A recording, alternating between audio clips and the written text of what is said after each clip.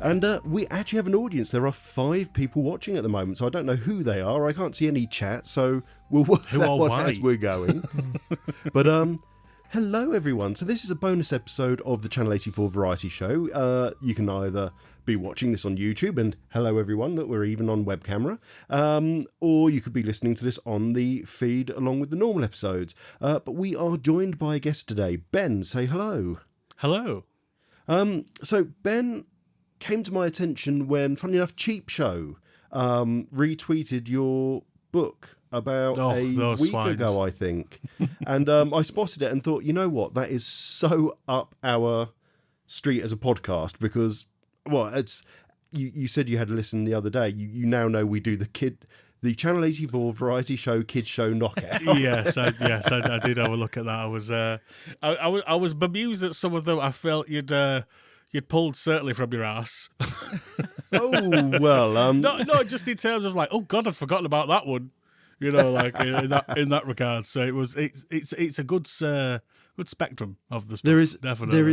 It's a good age range on there as well because there's a few heading into the modern era of CITV, the Broom Cupboard, and a couple on Channel 4, and then there's a lot of the older stuff on there as well. Things like classic old Rainbow, Danger Mouse, and the like. So it's nice to see that we managed to get that range on there. But so we have you on because you're releasing a book. It's out on Friday the 1st of December from what you've told us. Tell us about it. Tell us what is the title of the book and what made you write this? The book is in reverse here. So it's where I think I've just invoked Slender Man there. But it's the dreams we had as children, CITV and me. And basically I was in a hotel in August. You remember when it was warm? That was oh yes. It was, that was a time. Yeah, it was great. I'd gone to Sheffield for an indie all day thing, and couldn't sleep. You know, you're always a bit weird, sort of sleeping when you're in a hotel and that. I was in an ibis. A very long ibis room. It's just something about hotel pillows. It's like they buy their pillows from somewhere that doesn't know what a pillow is meant to be. Yeah. I feel it's like the AI version. Like they've put in AI, what is a pillow, and it is equidistant to one. Yeah, exactly, but something's wrong.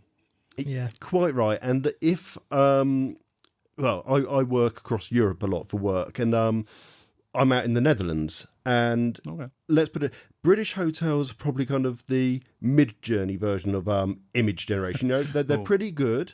They're not too bad. Whereas the Netherlands is kind of the Elon Musk version to start with. And it's nothing against the Netherlands, but why are all your pillows square? Yeah, it takes some getting used to that. I mean, it's all the hotels I've gone to out there. They're square pillows. I think your head, I suppose, yeah. But they're filled with air. That's all I can imagine it is. You put your head on it, you hit the bottom of the bed. Anyway, sorry, right. I would have issue with that. I would have issue with that. You were in a long room in an ibis in Sheffield, for some reason, in the heat. Very long room. And I couldn't sleep, so I put the telly on, and it was Saturday morning, about sort of 7:45-ish. And I'm not one for just putting the telly on just randomly at home, because, you know, let's be honest, if you turn the television on, you're probably going to get a sad sort of advert asking you to donate money to, you know, blind otters of the Hebrides or something, you know. There's not a lot. I've only got Freeview, so it's like there's not a lot drawing me to it. But for some reason, in a hotel, I always do. And I'm surprised to see that ITV had kids programs on still under the CITV brand. And I watched a Scooby-Doo cartoon, which was okay. I think I watched it because there was like some interesting voices in it. Because it's all very postmodern and referential now, obviously, like, you know, Scooby-Doo stuff. And a thing called The Rubbish World of Dave Spud, which I'd never heard of at all. And I just absolutely fell in love with it over 10 minutes. It is such a brilliant, funny, sort of not gritty in a way. It's set, it's about a family living in a tower block in Grimsby. Okay. But they have a talking starfish called Gareth. Basically, it's like very weird things happen every week in this quite normal scenario, and it's got Johnny Vegas as the title character and stuff. I'm and going to dig that one out. Oh, cool. Yeah, it's really good. It's on ITVX, so good luck with that if it's the 1 week it's working. But I just watched it and I thought, this is brilliant. Actually, I didn't realise CITV were still making stuff. I'd heard that they'd made a new version of How. And managed to not catch that because again, it wasn't really watching the kids' TV. What had become what I knew was How To. Yeah, they re-released a new version of it. Yeah, and if I'm right, there is no CITV anymore, is there? Or on terrestrial TV as we know it. I think it's online, isn't it? I thought, well, I'm going to evangelise because clearly CITV are making stuff. And then I looked and it was literally like it ended the week after. And quite bizarrely, that Saturday morning I'd watched, the week after, they'd taken that slot away as well. And it was that awful twee thing that Alan Titchmarsh does with on a Sunday lunchtime was repeated. And it's like, great, because there's not enough cookery and programmes, gardening on a weekend, is there? So I take this then that you are now Ben harbouring of doom to CITV. You tuned into it, it died the next week. Yeah, that's fair. I have been watching a lot of Nigel Farage videos just to see if I have got that impact. But Fingers sadly, crossed. he just keeps eating kangaroo balls. So, well, the man is a giant penis, so he's got to get a lot more in him. Well, he's a giant anyway, yeah. So basically, I'm like, oh, that's a shame. And I like basically, it was CITV had died, and I wanted to write a little article about it because I was going to do a book of just mixed articles really about all sorts. I've written something like radio, written something about early as a Big Brother and stuff. I thought, I'll do like a little anthology book. And then this CITV article I was writing just kept getting longer and longer. And it started with, I'm going to pick a show per year that I'm going to say was my, the best one of the year. And then it sort of just started to grow and grow. And I thought, there might be a book in this actually. And I basically spent the last 3 months going, I was going to say going insane, but it's like, it's very much just feeding the already existing insane, I think, when it comes to stuff like this. I've got to say, that's an impressive nostalgia. Speed. That's an impressive speed for writing a book anyway. Both myself and Rob are both trying to write a book. Mine's taken 8 years because I'm the king of ignoring it and forgetting about it and then coming back to it and maybe writing a couple of paragraphs and then going, I'll get back to it later. And you've just started your one, so 7 or 8 months started. So to get yours done in that speed is incredible. Well, it's not just that. It's literally been every waking moment. Basically, watching things, making notes, writing up into full articles, rewriting and stuff. So it's possibly been a bit more than 3 months, but it's not been. As I say, it's been 4 tops. Not the 4 tops; they were not involved. But it's hey, they might be good. They're good lads. But yeah, they'll do the audiobook version. Oh, I wish they were. I am actually recording an audiobook version of it, and it's recording an audiobook is hard. Yeah, I can imagine. I've listened to kind of a few clips of the people that have done audiobooks, and they're like, it's painful. Everything about this is pain. Yeah. I've just started leaving the stumbles in because I feel people will probably enjoy them as much as me saying it right. Book he did himself. And he's kind of a bit like that. You can always hear him laughing at his own jokes. He's going through it. Yeah, I do that. Yeah, that's fair enough. Because if you don't, who will? Yeah, that's it. So, this is normally not a question that you're meant to ask people. But Ben, can I just ask, how old are you? First of all, I'm 42. You're 42, so you're 3 years older than I am. You're a little bit older than Rob again. But that means really you are a similar generation of TV to us. Yeah, I would say that there's, because of how much sort of things were shown and shown and shown again, I think with a 3-4 year wiggle room, even up to 5, 6, you're generally still in the same sort of wheelhouse, sort of pre-streaming and everything like that. It's like, yeah. So this book in particular is, obviously, Children's ITV starts in January 1983, and sort of it is apparently still on the ITV2 early morning blocks. Let's just get that out of the way. It's not dead. It is being used as a brand, but it's not alive, if you know what I mean. It's I know exactly it's what on you oxygen. And I feel there's a lot from that first decade in there, definitely. A little bit more from the 90s. I know there's going to be people who are up in arms with me because it doesn't have Wizardora in it or Tots TV, which I'm afraid. I think we've discussed both of those, actually, haven't we? We've definitely done Wizardora, in which we had one person tell us she was gorgeous. True. Wendy Vander Graph Generator or something like that. I remember.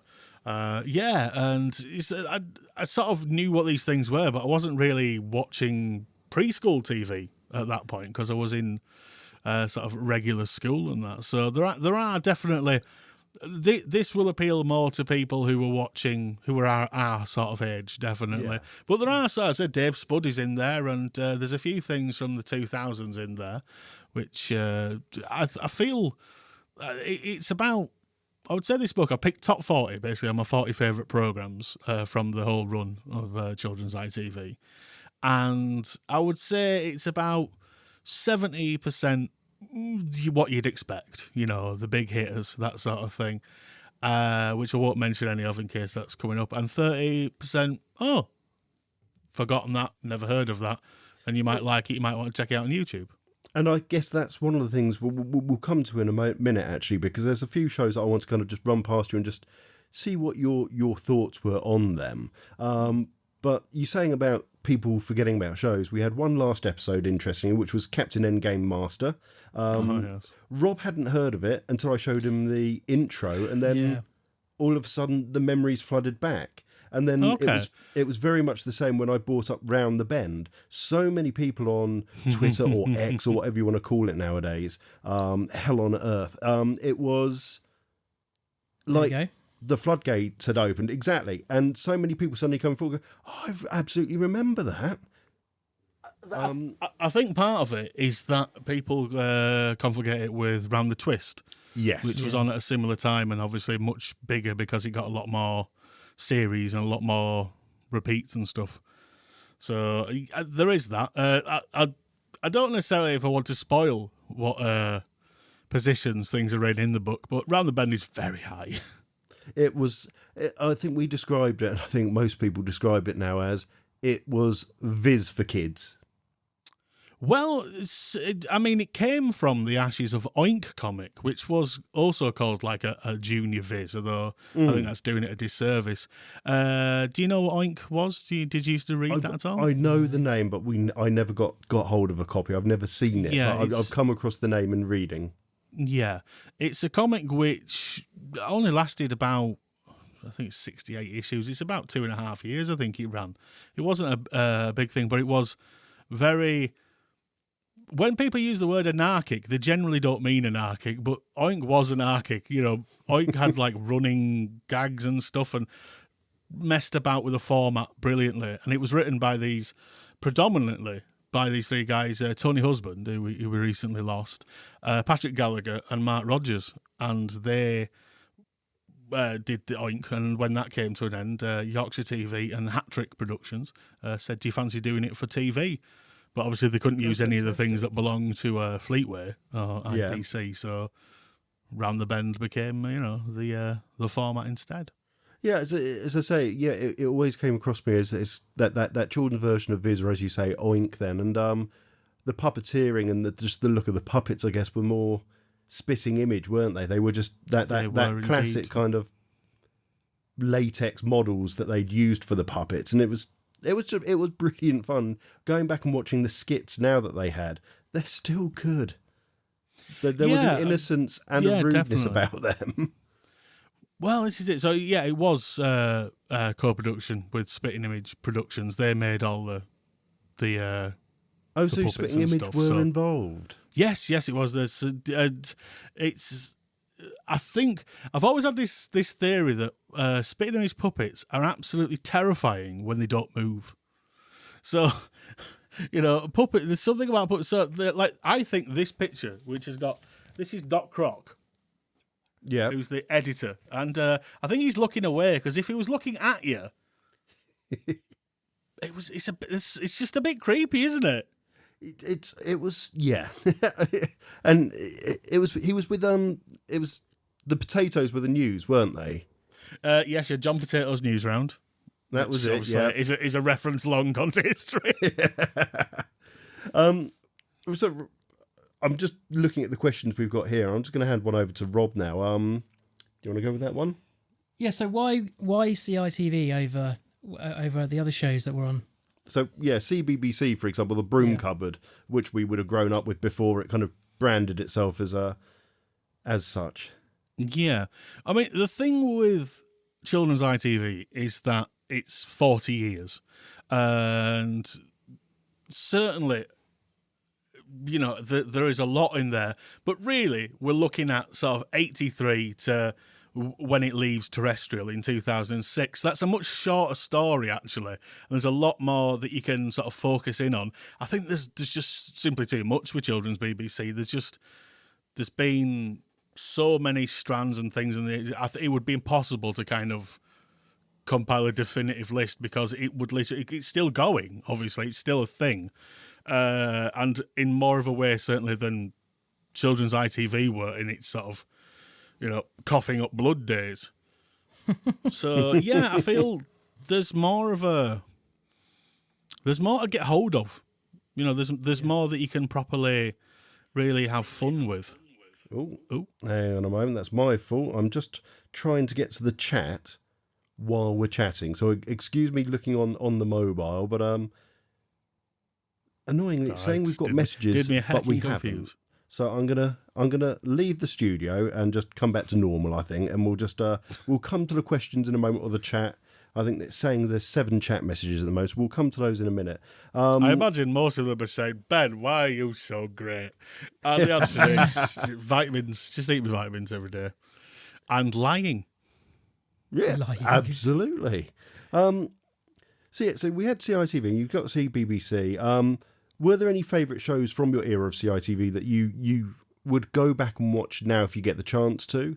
I mean, I'll give you one from mine that I've gone back and watched as much as is possible via good old ITVX when it's working, and YouTube seems to have a fair few of them now, and that's Children's Ward. Now, this is this is going to be another controversy because I couldn't get on with Children's Ward at all as a kid. I just found it too depressing when I was younger. Yeah. I appreciate it. I do appreciate it, and I know there are so many great writers that come from it. Kay Mellor and Paul Abbott obviously were behind the creation of it. It's not in my... It's something I can see is an amazing thing, but I've no interest in. So I understand that fully. I mean, having watched the very early ones, which are the ones I missed, dear God, they're depressing. So you've got Tim Vincent of Blue Peter, The Clothes Show, and anything else, playing a alcoholic teenager. You have the teenager who's got, it's hepatitis from a dirty tattoo. Mm-hmm. Then you've got a coma patient. It's not the most happy of shows. Well, that's the thing. Certainly, that is something which Children's ITV lost in its sort of transition, because it used to do gritty very, very well. It used to do really hard-hitting, sort of socially interesting dramas, usually on Mondays about 4:45. That's where Press Gang was on some of the time anyway, and Dramarama, which of course is a series of one-off plays, which, you know, they varied in tone, but obviously they were quite heavy. And Streetwise, which was about a bike courier firm, which is mostly famous now for being Andy Serkis's sort of first big break, really. Oh, crap. Yeah, it was, wasn't it? You're right. Yeah, you just have all these kind of Dodger, Bonzo, and the Rest, which is about it's basically like Tracy Beaker before Tracy Beaker, about a children's home and stuff like that. And it's just really gritty stuff. And there's not as much of that in this book, because I feel they've been really well written about elsewhere is part of it. And I wanted to sort of tackle some of the shows which didn't get as much love, like Round the Bend. Absolutely. And actually, it's interesting that you say that about the grittiness, and that people don't often think about CITV with it. I mean, I brought up Children's Ward. You've brought up the shows that you have. The BBC were always considered the leaders, weren't they? They had Grange Hill, they had Byker Grove, and people immediately assumed that those were the lead. But you're right, CITV did have a lot. It just seemed to be, though, they got towards the 90s and then they stopped. They decided to go a different route of shows. Yeah, that's basically something which comes up a lot during my research of this book, is that basically around sort of 93, 94, they'd make a conscious decision to drop the age range. So it was 9 to 15 with sort of a preschool bit before, and then they'd sort of drop that to like 5 to 13 sort of thing. So a lot of the gritty stuff disappeared as a result, as did stuff like Nightmare, which was considered a bit legendary too much. show. Absolutely, and indeed, I there are a few shows in this book that I worried about writing up because I knew that so much had been said about them, but also I couldn't not include them. Nightmare and Press Gang were the two sort of leading ones in that respect, because they are still beloved, and correctly so. They are absolutely fantastic programs, but you know, you don't want to repeat too much of what's been said. But the problem again is that I think, as you say, like the BBC had Grange Hill and they had Byker Grove, and they were very celebrated, whereas the CITV stuff wasn't, or at least not in the same way. And I think also it's like, in the 90s, there was this sort of turnaround to people like watching stuff like Children's Ward definitely got the sort of props it deserved. People were sort of turning around going, actually, this is much better than adult telly. But it took a while for people to sort of come around to sort of, as adults, to readdress that. And it's a shame, really, because it's not about them. They deserve better. No, they deserve better. It's interesting. Rob, I don't know how you were, but and I think we've chatted about this before, but it used to be very dependent on what the day was. So I'd come home from school, whether it was a Monday, Tuesday, Wednesday, Thursday, or Friday, I would have my set times. I would swap channels, and it would be channel hopping between CBBC and the Broom Cupboard and CITV. It'd be like, okay, well, I know Zap's on, and there's nothing else over on the BBC at the moment, so I'll go and watch Zap. But, Maid Marian and her Merry Men are on now, so I'm going to head over to the BBC because there's nothing on CITV. I don't think there was ever a conflict of, I don't know which to choose at this point. Yeah, I just followed the show, really, as well. You know, I wouldn't care if it was like, I wouldn't go straight to 3 and just be left on 3. Right. So that's I what... would be following the show. That's what's always baffled me, because there's this generation of people who supposedly weren't allowed to watch ITV because it was common.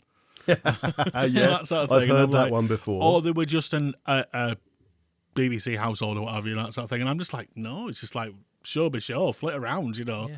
I am a butterfly. But, you know, this is what it should be. Like, it feels like children's television was so creative at a time where there was actual competition, basically, and they sort of had to really put in. And it's like, you know, CBBC is kind of default winning in that respect. Yeah. But, you know, obviously you've got more competition these days. But and I guess going away from the book a little bit, because we're talking about the Broom Cupboard now, but I know CITV for a period had hosts on the screen, but I guess Broom Cupboard had that from day zero, didn't they? They had it, and even to the point now, they have the studio, they have some sort of glove puppet character, whether it's nowhere near the quality of the Dark, or it is Hackett's Dog, who is actually, to be fair, probably the best character they ever came up with. I mean, I loved Bobby the Banana, Otis not so much, but or the Gremlin, I can't even remember what the name is. Emlyn the Gremlin, yes. Emlyn the Gremlin, there you go. We've all chosen to forget Emlyn the Gremlin. Precisely. But I guess that was also part of the thing. You kind of felt involved. You felt like Saturday morning TV, didn't you? You felt like you were with the studio as you were going to the shows. Yeah, so basically, sort of before 1983, you had programmes that were on. And you had a continuity announcer saying this is what's coming up. And in 1981, ITV decided basically to try and bring it together under a brand. And it was called Watch It, but still let each region, because of course IT was very much broken up into its regions back then, Granada and Yorkshire and LWT and Thames and, you know, all those sort of things. And they all presented it differently. So they went back to the drawing board and came up with children's ITV. And what they were doing is they'd get hosts in, like Matthew Kelly's the first host. And basically they'd get them to pre-record a month of links in like a day or two that they'd play out over the month. So they were ahead of the BBC with getting hosts on by 2 years and change. But of course, when the Broom Cupboard starts, it's live with Phil Schofield, whatever happened to him. And instantly, you compare it to what Children's ITV doing, which is pre-recorded. And I mean, there's some weird choices of presenter, you know, and you stuck with them, like Supergran presented for a month. Do you remember Supergran? Yeah, I remember Supergran indeed. While you talk, Ben, I'm going to let you and Rob talk while I'm having a look at the chat, because the number is going up, so it does suggest there may actually be questions. So give me a moment. You've got good eyes to be able to see that. If any of them say there. the C word, I'm not prepared to hear the. Which is, of course, the C word is Children's BBC. But yeah, it is interesting how sort of like. Someone said, how would you describe it to Americans? Yeah. Because Americans they don't really have hosted programs the same way. They just had Saturday morning TV and sort of, you know, whatever was in your region, there'd be Transformers or and whatever. They've got a million channels. Yeah. Too. Millions of channels. Mm-hmm. Yeah. So at least with us, you know, with our baffling 4 to us. Yeah. Well, yeah, our 4, we're just like, well, we've not got much to choose from anyway. So this is what you're watching. Yeah. That's very true. So, just very quickly for the chat, then, Paul Twist watched a lot. Paul Twist is the name that I can see here. Watched a lot of Wizardora. I know who Paul is. That's what the joke was. Oh, do you? Sorry, I'll know all these. I'll know all these people. I'm quite sure they'll be out to get me. Okay, so Paul Twist. Are any of them doxing me? No, not yet. So he watched it as a student. Apparently, we've got Jodie who remembered round the bend, but she has got a question, which is most underrated or overrated CITV show. And then we're also being asked to turn our microphones up. So hopefully I've just turned it up a little crack. Hopefully to the user that's called Mr. That may have made a difference. And we all remember Gordon the Gopher. We remember Gordon the Gopher, yeah. He's just gone through a bit of trauma recently, and we'll come back to him at some point. I think he's detached permanently from that. It's fine. Don't worry about it. But yeah, there you go. So the most underrated then or overrated CITV shows. You see, it's Jodie Wood, who is a he. Is it? Apologies. It is, but no, that's his parents' fault. I know, but it might be a different one. So what was the question again? Most over and underrated or overrated? Yeah.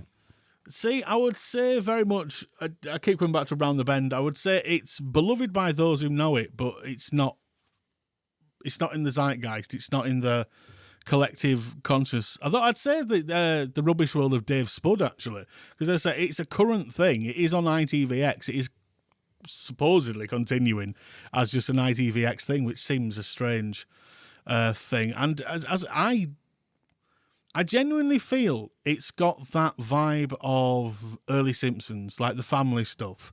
There's wacky things happen as well, but it's ultimately about a family who all get on each other's nerves, but love each other when it comes down to it and all that. And I would say that's very underrated, simply because, had you heard of it?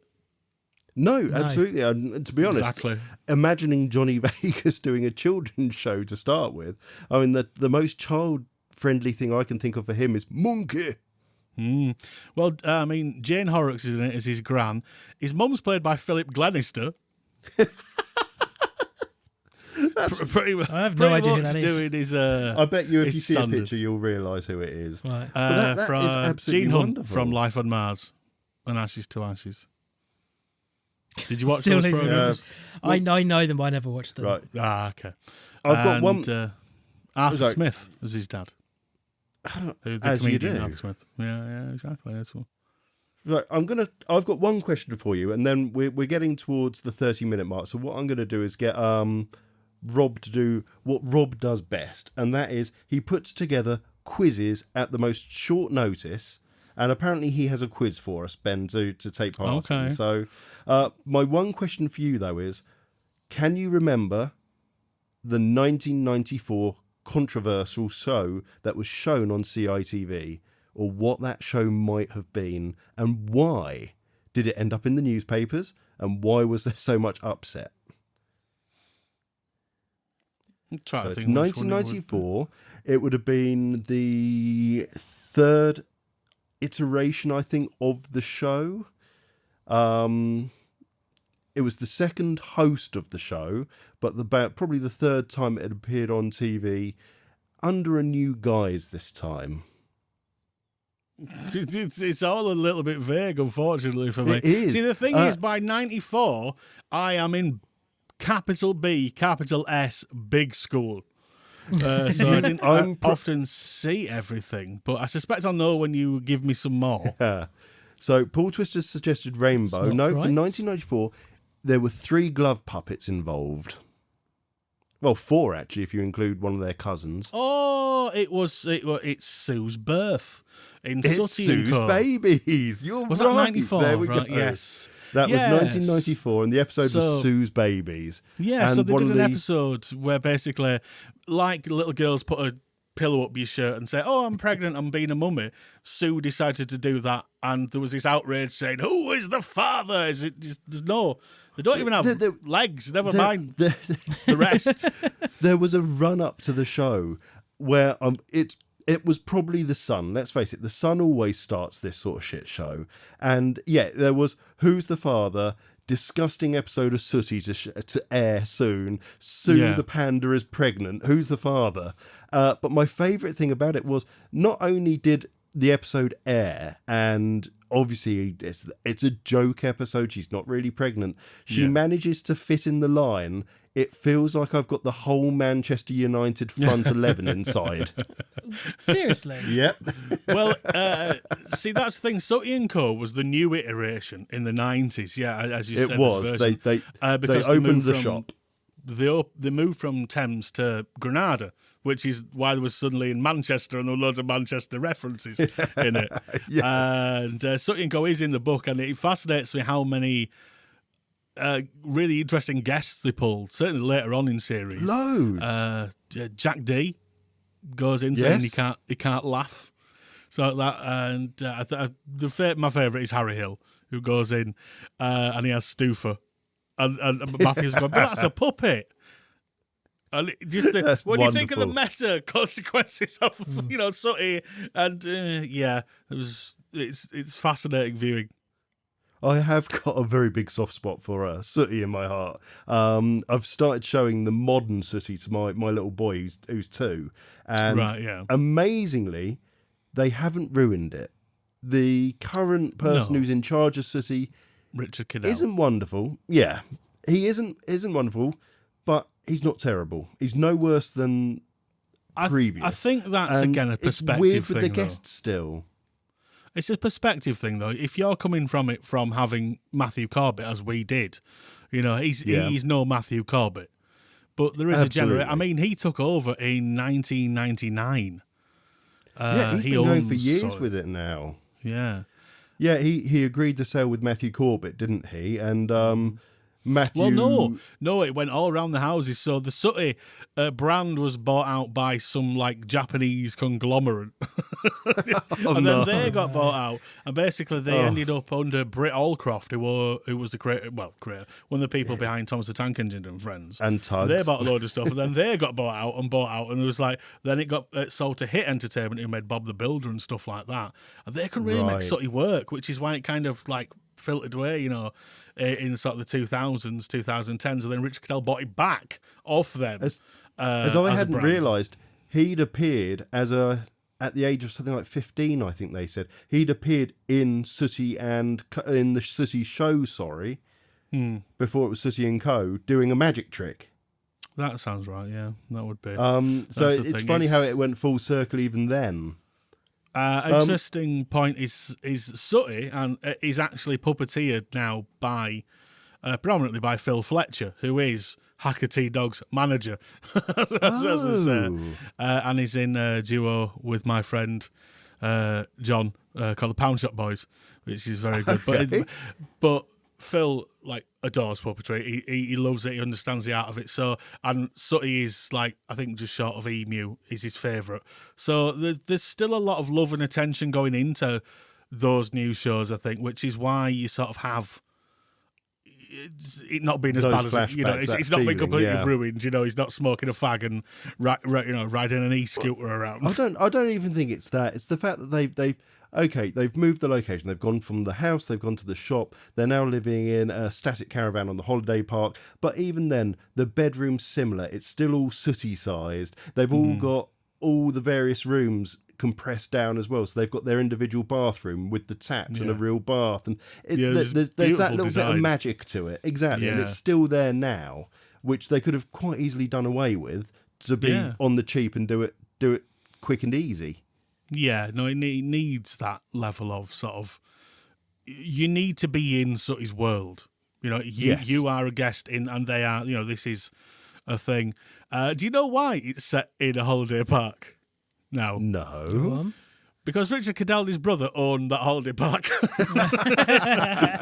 Of course he did. A few, apparently. Because I think they bought them and they would do the Sooty show as a stage show sort of thing. Because I don't know, obviously, if you're nippers too, you won't have done the whole Butlins thing. Not yet, no. The stage shows are now big business, with you sort of like Stephen Mulhern goes and does all those, and he'll do a show. And ITV are fairly well ingrained with it as well. So a lot of the ITV shows, like The Masked Singer, those sort of shows end up at Butlins now with the Redcoats taking part. Are they even Redcoats anymore? Last time I was in Butlins was 1995, and I was too young to go in the pubs, and I was too old to do any of the kids' activities. So I just hung around, basically, so try to get people to buy us beer. Brilliant. Right. I'm no master. We are rapidly heading towards kind of the 40-minute mark. So, Rob, I'm going to hand over to you and take us through what you've done for us. I've been uncharacteristically silent for the last 40 minutes. Sorry I am what they know as a gobshite. So no, it's not you. It's me being quiet. Right. So I love quizzes. Me too. I'm now going to adopt my quiz persona, which is slightly ruder than my usual persona, so I apologise. And we don't have a soundboard, so I've got two phones. Technology at its finest. So embrace the jank and join us. Just make sure you put them right up to the microphone. I know it's probably going to sound terrible, but we can deal with that. If we can't hear it, we can't deal with that. Join us for the newest quiz in Channel 84. Those immortal television shows. Tits. And here's your host with the most. It's Rob. Hey! Applause. Thank you. How the hell did you come up with tits so quick?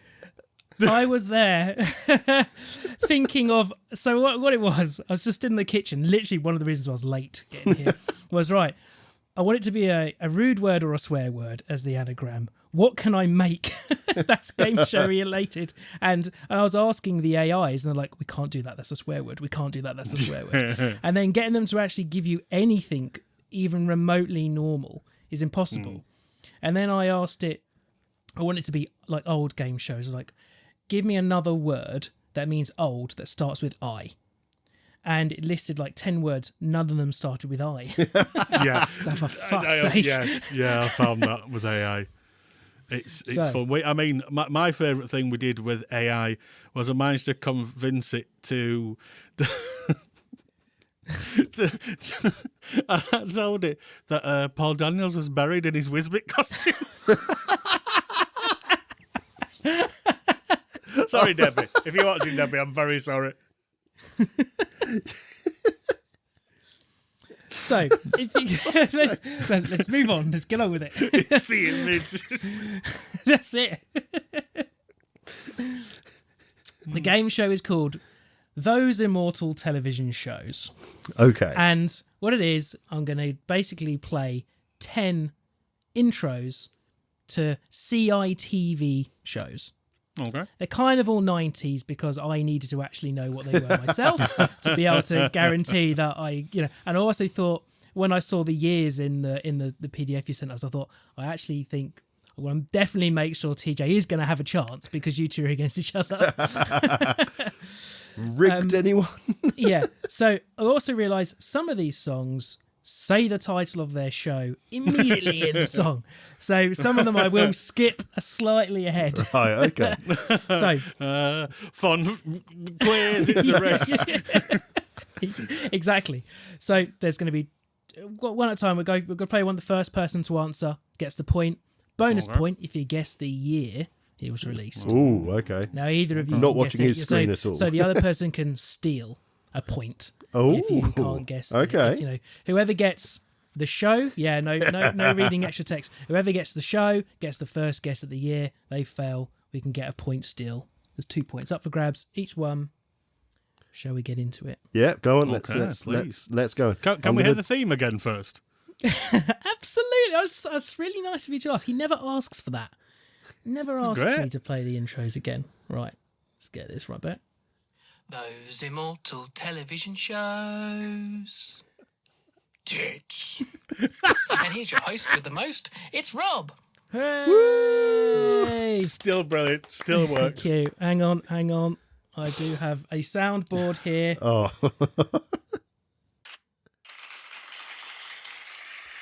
Thank you. And on today's episode of Those Immortal Television Shows, we have two contestants. One local and one on the phone. Man on the phone, tell us your name and where'd you come from?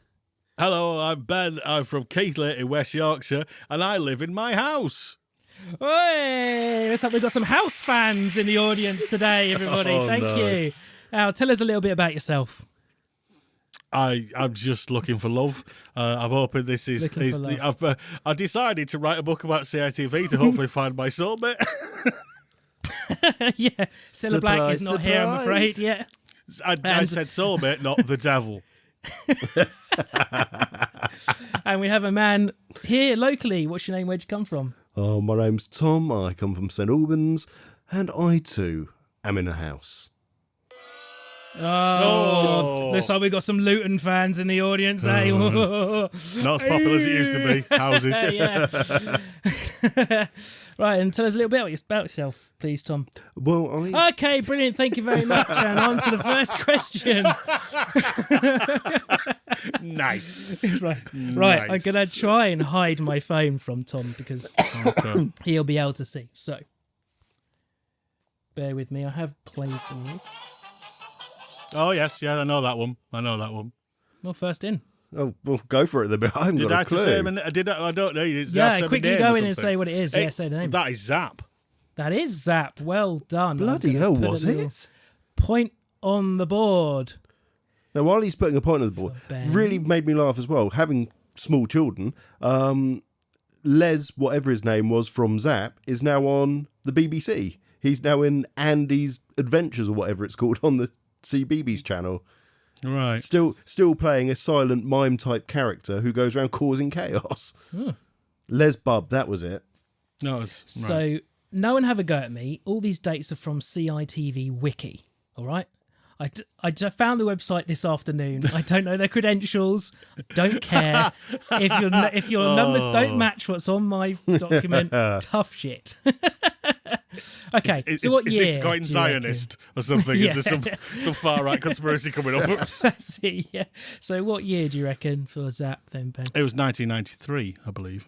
Absolutely right. It was 1993. I have a feeling I'm going to get trounced. Of course it was. I do have a few that might be a little bit harder. No, it's like Potmaster. Once you've got one on the board, That's it. Oh, I love a bit of Potmaster. Okay. Are we ready for question number 2? Go on then. Yeah. Let's have number 2 then. This one I do have to skip ahead because it instantly says the name, I'm pretty sure. So we're just going to... Heart attack. Oh, bollocks.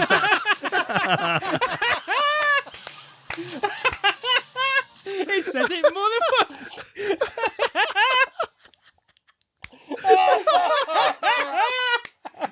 Oh, you absolute muppet! Can you guess? Can you Is it guess bad the show? influence?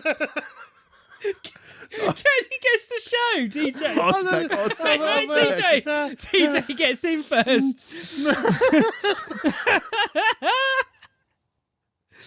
I did write. This is an heart attack.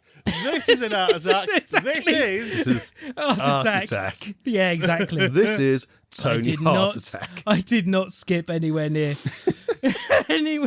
far enough ahead. Okay, Beautiful. so Beautiful. Tom gets the point on that one. So Tom, clever clogs. What year? Did you say these were all 90s? No, not all 90s. Okay, so I'm going to say 91. He's wrong. It's Doesn't surprise me. 1990, I believe. It's 1990. Oh, That's it. I Ben, wasn't for the far score. off. Doesn't Very matter close. if you're not right. You're not right, mate.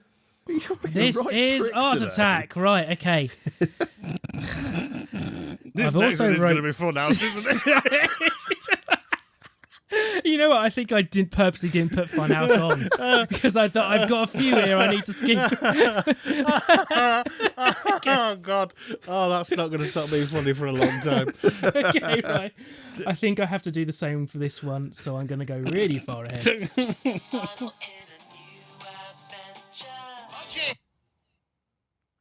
Budgie the Little Helicopter. That's right. I had to stop it right as it said its title. Written by Sarah Ferguson. Fergie, yeah. That's Who what it Fergie, was. has been on indeed. This Morning recently. She has? She has, yeah. She's been a co-presenter on This Morning because everything's broken. Everything's broken on television. So, Tom, would you like to guess when Budgie the Little Helicopter was released? I want to say it was.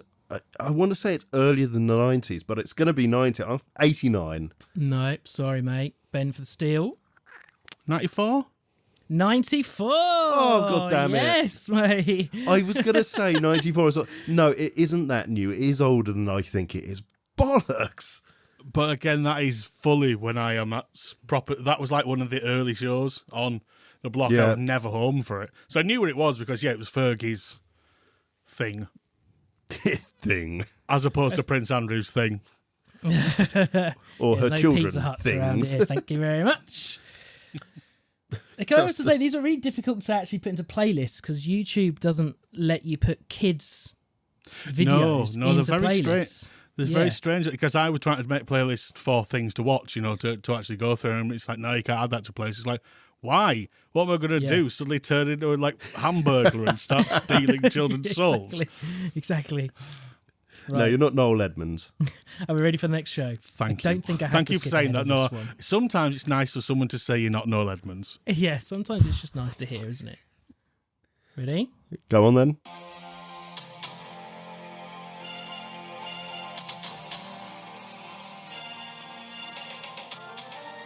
Reboot? No, not.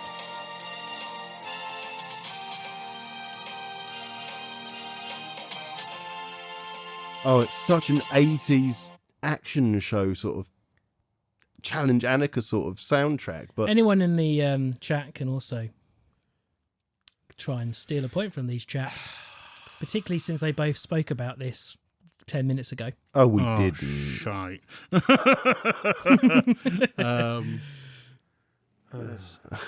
About 10 minutes ago, It's not could one be of the anything at this nightmare point. themes, is it? Oh, it's Nightmare. Nope.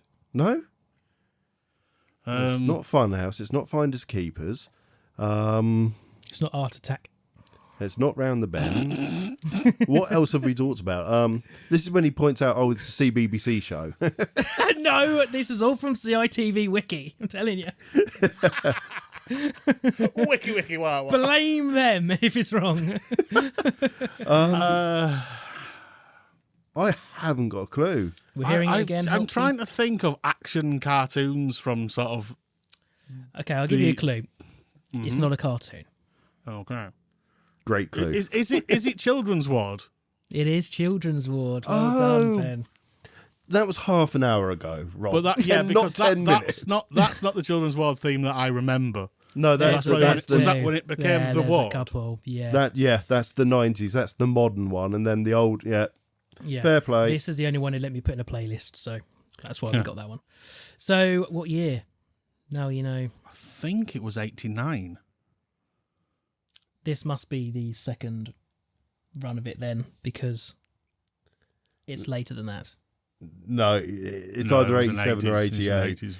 Because it came from a drama-rama, one off called Blackbird Singing in the Dead of Night. Well, I can tell you what year CITV Wiki telling me it is. They're telling you The Ward, which is it wasn't a spin-off. They rebranded it. Yeah, the word children's, again, like taking children's out of children's ITV, it became like too infantile.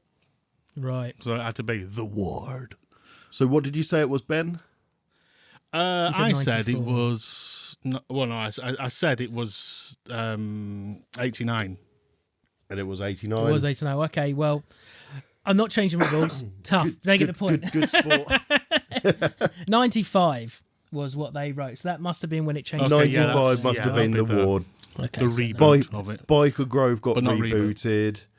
Oh, yeah, you're right. It wasn't rebooted. It was just rebranded a bit, new intro, new characters. Yeah. Let's go for it again, sort of thing. Yeah. Okay, you ready for the next one? Yeah, go for it. Let's have the next. Definitely says the name in it at some point. Try Try and remember when it says it.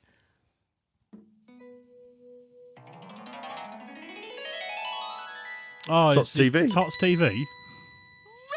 Rosie and Jim. Oh, it's Rosie and Jim. Rosie and Jim. Again, So close. It is bloody the same sort of. I hate them. I hated Rosie and Jim. I hated Tots TV. I hated Brum. Oh, Brum wound me up. Oh, Brum. I don't remember much about Brum except the actual car, which was an amazing prop. It was an amazing prop, but in real life, it would have been up on bricks with no wheels, and its little soul would have been stabbed out of it many times over. But That's anyway, fair. right. That is fair. Yeah, come on, Tom. Yeah. Tots TV, Rosie and Jim. Yep. 91. No, not Shit. 91. 87? No, afraid not. It was 1990. Oh. I remember. According to Rosie and Jim in the 80s, CITV I'm sure. Wiki. Okay. According to the CITV Wiki. All right. And I'm going to jump on to good old my favourite thing. You're going to ask Bing, and Well, then correct it'll it. take you to the Rosie CITV and Jim, Wiki. 1990. Right, fantastic. Okay, I think you're both going to get this one. And I know it says Especially the if name. the title's in it. That's what it definitely says it, but I don't remember how far in, so. Hang on. It's not that bit. How can your eyes be bigger than your stomach? Okay, How is that to? How to? Okay, that's it. Do you want to hear it past that to actually put the song? How do you put up a tent? This was such a good show. It is. I think that's why they brought it back, because it's just a good format. It was a brilliant idea. It took what Blue Peter had with doing their demonstrations and the build to the cooking or the craft stuff, and then How To basically said, well, let's just do an entire show where we involve and make kids able to do experiments. It was a brilliant idea. It's got that kind of just the core of it. It's three people trying to impress the other ones with stuff they've learned or tricks or what have you, sort of thing. And I love the that's a modern pretty- one. Was Pretty Fred solid still? format. Yeah, Fred's still in the. He's in the new one. Yeah, he doesn't do the sort of on the studio stuff, but he sets challenges for the new team. Yeah. And it's brilliant because he's in this office set, certainly the second series, which is full of old How annuals and sort of Southern television clapperboards and stuff. It's properly made for a telly Oh, I geeks. love it. Love it, love it, love it. I'm going to say 1990.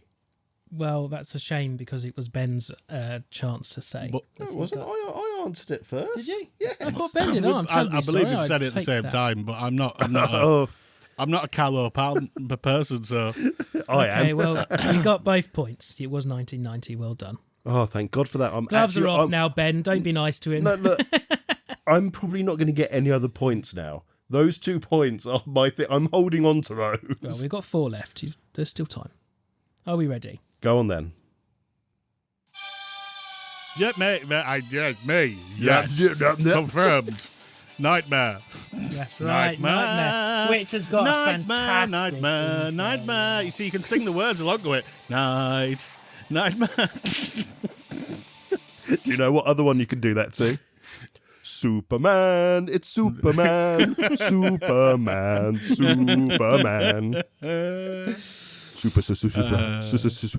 When do we reckon then, Ben? What year? That's 1987. That's right. Well done. Mate. I'm not even going to argue. Okay. I've been watching a lot of it. See how well you get on with the next one.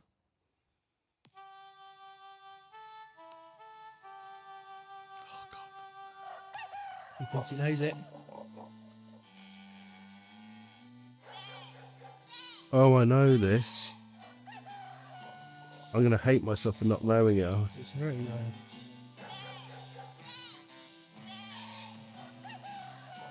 This is a whole episode, so we'll end up in the episode at this rate. Anyone in the chat? You know have what, any idea? For time's sake. Nothing used to say chickabiddies. Yes, find new things. Right. What the hell was that? There's chickens. Something set on a farm. There's... It's set on a farm.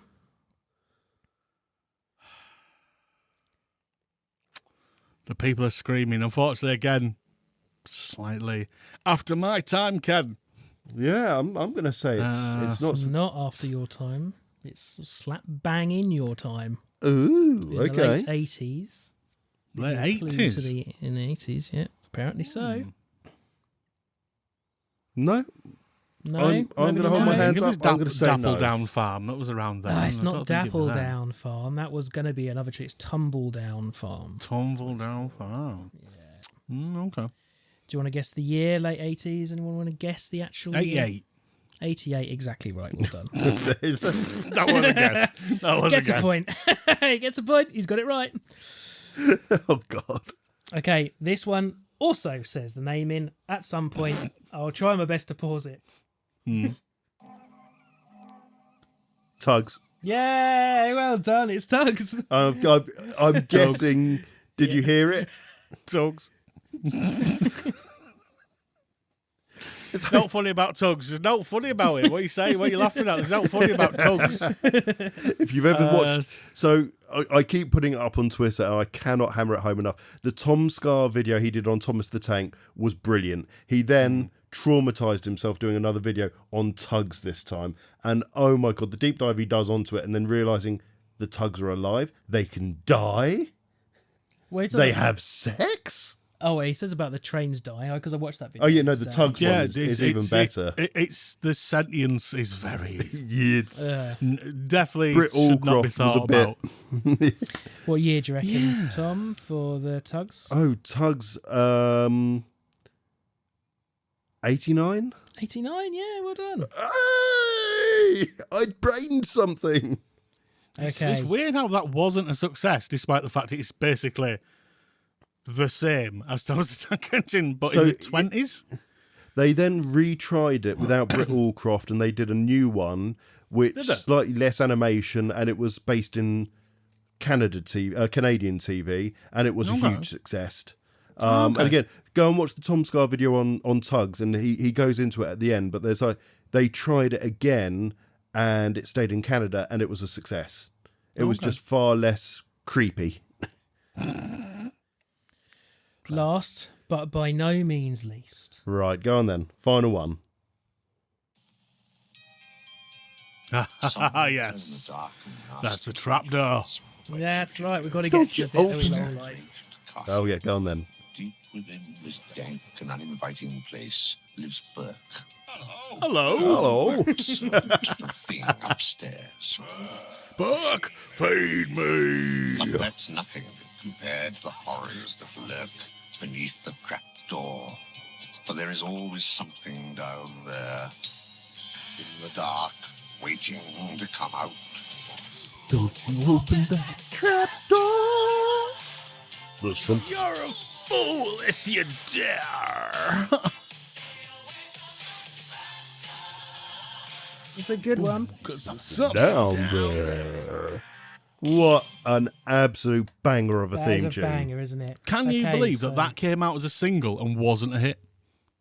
No, didn't. it really upsets me. Okay. Trapdoor for Christmas 2024.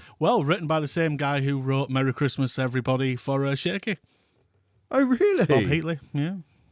Oh. Would you like to hazard a guess at the year for Trapdoor? Oh, that's 86. You're absolutely right. Well done. Right, maths time. 1, 2. It's almost like Right, I've spent the last Ben 3 months won. doing nothing Okay. but watching 8, 9, old 10. television programs and not having a social life and going a bit mad. Funny that. Did Ben win? Hold on, I've got to get my. And today's runner-up with 7 points is Tom. I'm not even sure how I got 7 points. Well done, Tom. It says drums. Let's just see. Oh, and our winner this week with 10 points is Ben. I'm the greatest. Congratulations, Oh, That is Ben. the only thing I have ever won. Did you organise a prize? Yes, of course I did, and I'll just go and get it now. Thanks everybody for listening. Bye bye. Okay, well, Those tits. okay. And of course, the prize is a trip to the Art Attack studio. Talk about Art Attack before I give you your actual prize. Have you seen the incredibly clever YouTube video someone's done of Art Attack where he's talking and he's like, just draw a circle, then draw another circle, and it's basically they've chopped it and changed it. They've got someone who's put on a red jumper. And they've got the typical top-down video, and they're just drawing massive cocks to his speech, and it's just absolutely wonderfully done. I know there's a Twitter feed because I thought, I should follow some of the people from this book, so they might be interested in it. Finding ones that were alive was difficult. Well, there's quite a few Neil Buchanan ones, and they're all that basically. They're all like, look, I did an Art Attack, and it's a bell end. So- Yes. Wonderful. Right, well, Ben, the only prize we can actually offer you, advertise book, go for it. Tell us, where can we buy it? When is it due out? How much is it going to be? And then where can people find you? How can they talk to you? How can they follow you in the street? How can they send you creepy things in the post? You know, all those good things. Yeah, it's. I don't know if I want to know. And you can find me on the internet, Ben Baker Books on Twitter. I'm just Ben Baker on Blue Sky. I have various things. I'm a presenter on noiseboxradio.com if you want to listen to me do radio. I did a show last night, in fact, promoting this very book.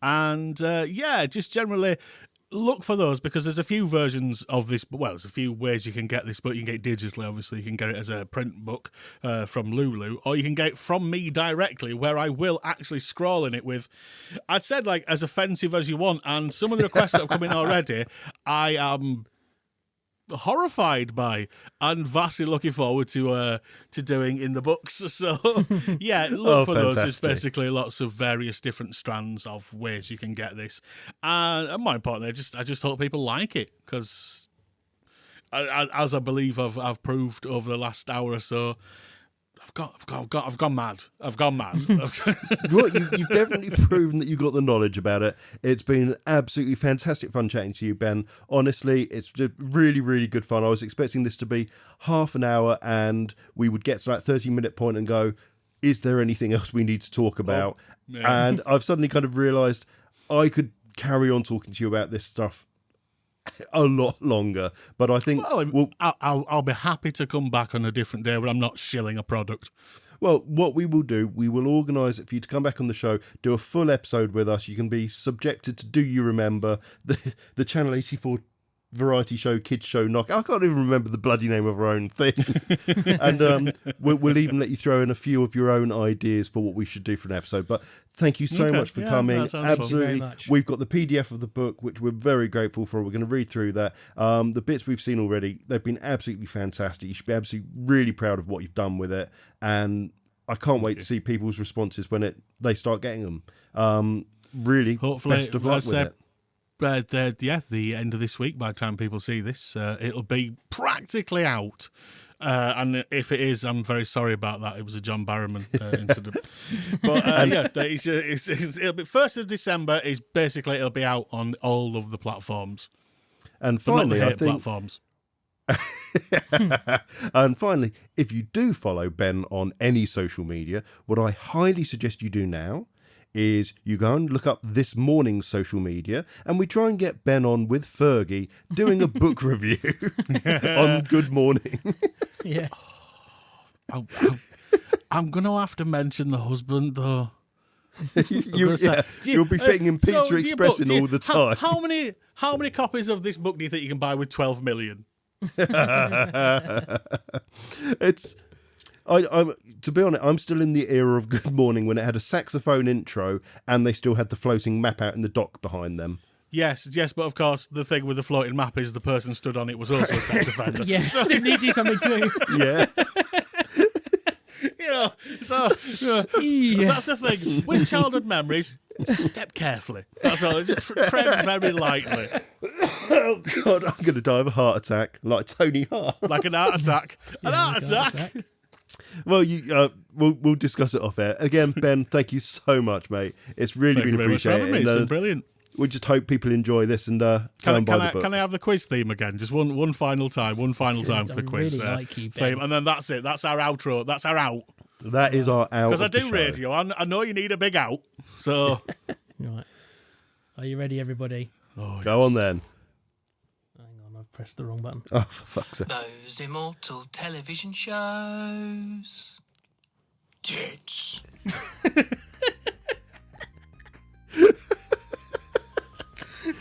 Oh, fucking hell. Brilliant. Bye-bye, everybody. No, not these.